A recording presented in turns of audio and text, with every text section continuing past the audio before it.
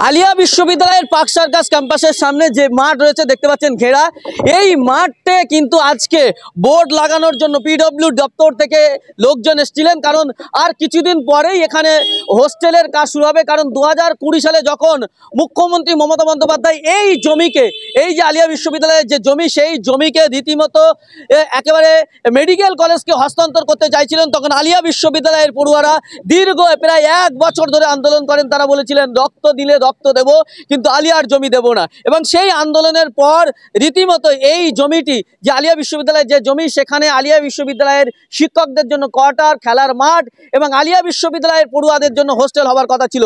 কিন্তু সেই হোস্টেলের বোর্ড, সেই কাজের বোর্ড লাগাতে এসেছিল পিডব্লিউ দপ্তরের লোকজন, এবং তখনই কিন্তু স্থানীয় লোকজন তারা তৃণমূলের পতাকা নিয়ে রীতিমতো তারা এখানে সেই বোর্ড লাগাতে বাধা দেয় বলে অভিযোগ। এবং তারা কিন্তু আজকে এই যে তৃণমূল দলের যে পতাকা দেখতে পাচ্ছেন, এই পতাকাগুলো আমার ক্যামেরা পার্সনকে দেখাতে বলবো, একেবারে এই পতাকাগুলো কিন্তু আজকে লাগিয়ে দিয়ে গেছেন।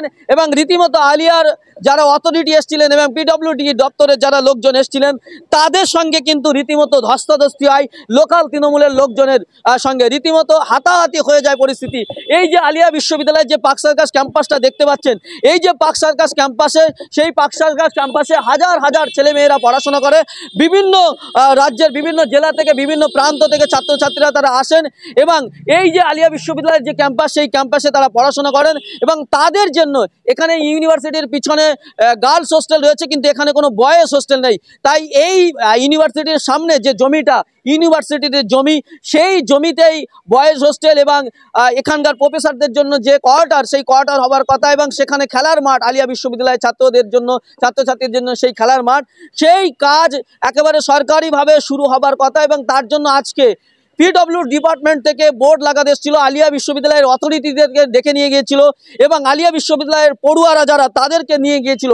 কিন্তু সেখানেই লোকাল তৃণমূল সমর্থকরা তারা দলের পতাকা নিয়ে অভিষেক ব্যানার্জি জিন্দাবাদ বলে, মমতা ব্যানার্জি জিন্দাবাদ বলে সেই কিন্তু বোর্ড লাগাতে বাধা দেয় বলে অভিযোগ উঠছে। আলিয়া বিশ্ববিদ্যালয়ের পড়ুয়ারা কি বলছেন শোনাব আপনাদের। একটা ট্যাগলাইন দিয়ে শুরু করতে চাই, রক্ত নাও, আলিয়ার জমি ফিরিয়ে দাও। এই দাবি নিয়ে আমরা 2021 সালে আন্দোলনে বসেছিলাম। দীর্ঘদিন আমাদের দাদাদের সাথে নিয়ে, দাদাদের সামনে রেখে আমরা আন্দোলন করেছি এবং এই আন্দোলনের ফল আজকে দেখতে চলেছিলাম। কিন্তু আজকের এই পরিস্থিতির কারণ কি আমি একটু বলতে চাই। যে জমিটা আলিয়ার নিজস্ব সম্পত্তি, যার কর্তৃত্বাধীন আছে এমএমই ডিপার্টমেন্ট, সেই ডিপার্টমেন্ট কর্তৃত্বাধীন থাকার পরেও আজকের এই জমির স্ট্রাকচার নাই কেন? জমিতে জবরদখল করে রেখেছে যারা, তাদের কাছ থেকে কাড়িয়ে আনতে পারছে না কেন? এটার দায় আমাদের অথরিটি যেমন আছে, তেমন সংখ্যালঘু মন্ত্রী আছে, তেমন আমাদের মুখ্যমন্ত্রী রয়েছে।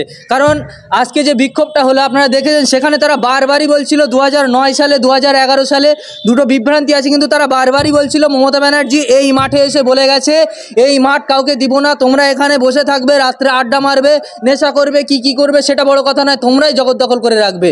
এটা মমতা ব্যানার্জি নাকি বলে গিয়েছে এবং এটা তারা বারবার ট্যাগলাইন করে ব্যবহার করছে। কিন্তু বাস্তব কথা আপনি দেখুন, তৃণমূলের ঝান্ডা নিয়ে তারা বিক্ষোভ করছে, বলছে কি অভিষেক ব্যানার্জি জিন্দাবাদ, তৃণমূল জিন্দাবাদ। আমি আজকে এই আলিয়ার জমিন থেকে বলতে চাই, আমাদের আলিয়ায় যারা টিএমসিপি ইউনিট করে, তারাও তো ইউনিট করে, তারাও দলটা করে, তাহলে কি তারা কি টিএমসিপির বাইরে?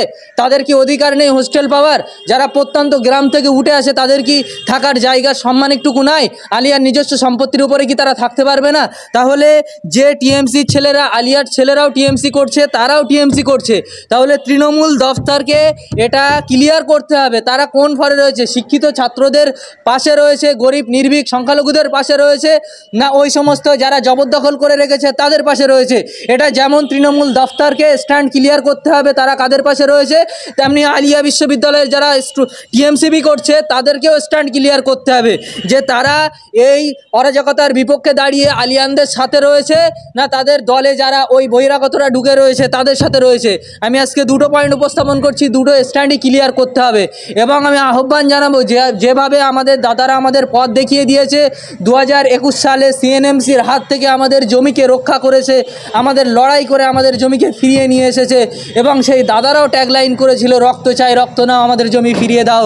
আজকেও আমরা সেই আহ্বান জানাচ্ছি, আমাদের রক্ত চাই, রক্ত নাও, কিন্তু আমাদের জমি, আমাদের অধিকার ফিরিয়ে দাও, আমাদের হোস্টেল করতে দাও, আমাদের খেলার মাঠ করতে দাও, আমাদের শিক্ষকদের টিচার কোয়ার্টার করতে দাও। এই ট্যাগলাইন এই ট্যাগলাইন ধরে আমি আজকে সমস্ত আলিয়ানকে ঐক্যবদ্ধ হওয়ার আহ্বান জানাচ্ছি। সর্বোপরি সংখ্যালঘুদেরকে, আলিয়ার প্রাক্তনীদেরকে সকলকে এবং অথরিটি সহ তামাম যারা সংখ্যালঘু রয়েছে, এমনকি মাননীয় ফিরহাদ হাকিম মহাশয়কেও আমি অনুরোধ করছি, আপনার দলের ঝান্ডা নিয়ে যারা আপনার দলকে কুরুচিকর মন্তব্য স্বীকার করছে, আলিয়ানদের এইভাবে অপদস্থ করছে, আলিয়ার জমিকে নিয়ে নিতে চাইছে, আপনি এর সুষ্ঠু পদক্ষেপ নেন, আর যদি না নেন তাহলে আপনার স্ট্যান্ড ক্লিয়ার করুন। ভাইদের আজকে ধন্যবাদ জ্ঞাপন করছি আমাদের ডাকে সাড়া দেওয়ার জন্য। আপনারা জানেন যে আমরা 2000 লকডাউনের সময় আমরা যখন কোভিড-19 সবাই বাড়িতে ছিল, কিন্তু আমরা এই জমিটার জন্য দীর্ঘদিন আমরা 167 দিন ধরে আন্দোলন করেছিলাম। তার ফলে আজকে এখানে পিডব্লিউডি একটা বোর্ড মারতে এসেছিল। আপনারা জানলে অবাক হবেন যে আজকে যে অথরিটি বোর্ড মারতে এসেছিল সেই বোর্ডটা এতদিন ছিল না। এটা মানে মারতে আজকে সবে মারতে হচ্ছে, মানে আন্দোলন করার পরেও যদি এদের ঘুম না জাগে তাহলে স্বাভাবিক করেছে ওরা। যদি আপনি ঘুমিয়ে থাকেন ওরা তো কাজ করবে। দ্বিতীয় কথা হচ্ছে পর্যাপ্ত পরিমাণে আমাদের অথরিটি যখন গেল একটা পর্যাপ্ত পরিমাণে ফোর্স দরকার ছিল। এটা তো আমার প্রপার্টি নয়। এবং আপনাকে বলি, স্টুডেন্ট এখানে যাবে, গিয়ে কেস খাবে, তার দায়িত্বটা কে নেবে? তৃতীয় কথা, আজকে যেভাবে আলিয়া বিশ্ববিদ্যালয়ের ম্যাক্সিমাম ছাত্রছাত্রী তৃণমূল ছাত্র পরিষদটা করে এবং তারা সমর্থক তৃণমূল ছাত্র পরিষদ এবং মমতা বন্দ্যোপাধ্যায় ভালোবাসে, কিন্তু আমরা জানি না, খুব ব্যথিত দেখে যে ওখানে তৃণমূলের কিছু পতাকা নিয়ে তারা অভিষেক ব্যানার্জি, মমতা ব্যানার্জি জিন্দাবাদ, এবং মমতা বন্দ্যোপাধ্যায় তাদের বক্তব্য যেটা, যে মমতা বন্দ্যোপাধ্যায় এই মাঠে দাঁড়িয়ে 2009 সালে বলে গিয়েছে যে এটা খেলার মাঠ থাকবে। কিন্তু আমরা একদম প্রপার ডকুমেন্ট উইথ যদি কথা বলি তাহলে এটা minority affairs and Madrasa education MAME সেই দপ্তরের এই জমিটা ট্যাক্স পে করে কে? Alia university register. তাহলে ওদের রোলটা কোথায়? ওরা কি জন্য আজকে বাধা দিচ্ছে? এবং এই যে পতাকাটা ধরেছে এর অর্ডারটা কে দিয়েছে? আজকে ওখানে যেভাবে হ্যাঁ বলুন, এটা 2010 সালে 2010 সালে মিউটেশন হয় আলিয়ার নামে, ঠিক আছে, আলিয়া পে করে। কিন্তু এটা স্বাধীনতার পর থেকে যুগ যুগ ধরে এটা মাইনরিটির আন্ডারে ছিল, এটা মাইনরিটি ডিপার্টমেন্টের আন্ডারে ছিল। আলিয়া ইউনিভার্সিটির সেখানে গভর্নমেন্টের অথরিটি এবং আলিয়া ইউনিভার্সিটির অথরিটি দিয়ে যখন পিডব্লিউডি বোর্ড লাগাচ্ছে সেখানে আলিয়ার জমি কাজ হওয়ার জন্য, হোস্টেলের জন্য, সেখানে এরা বাধা দিচ্ছে কেন? এরা তৃণমূলের কর্মীরা কেন বাধা দিচ্ছে? কারণ আলিয়ার ছেলেরা তো বদমায়েশ। এখানকার বড় বড় পোস্টার লাগায় না, এই এখানে যে বদমায়েশ বলেছিল, ওই যে কি ওনার নাম বলুন না, এখানে মেয়র সেজে বসে আছে ফিরহাদ হাকিম সাহেব, উনি তো বলেছিল আলিয়ার ছেলেরা বদমায়েশ। কিন্তু আসলে উনি কাদেরকে পাঠিয়েছেন? আজকে যেভাবে অথরিটির ওপর অত্যাচার করেছে আমরা কোনো কথাই বলিনি।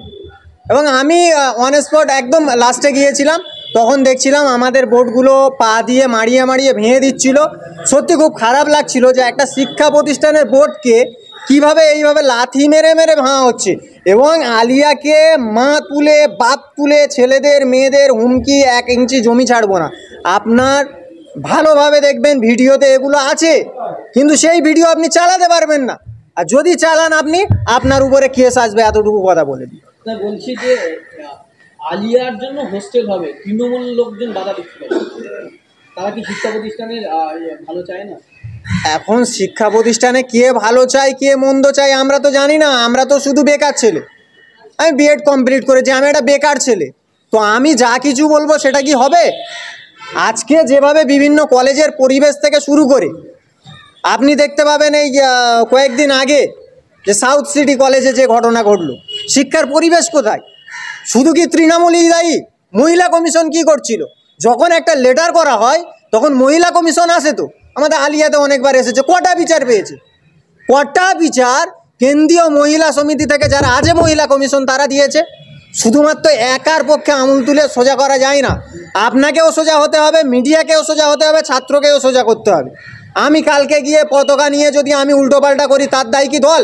কিন্তু দলকে আলিয়া বিশ্ববিদ্যালয় যারা ইউনিট করে, যারা তৃণমূল করে, এবং এই কলকাতার যিনি মেয়র আছে তাকে ক্লিয়ার করতে হবে যে ওরা যে পতাকা ব্যবহার করেছে সেটা পারে কি, ওদেরকে কি পাঠানো হয়েছে, ওরা যে দাবিটা করছে সেটা সঠিক কি বেঠিক সেটা তাঁরা বলবেন, কারণ আমরা তো তাদেরকে পাঠাইনি।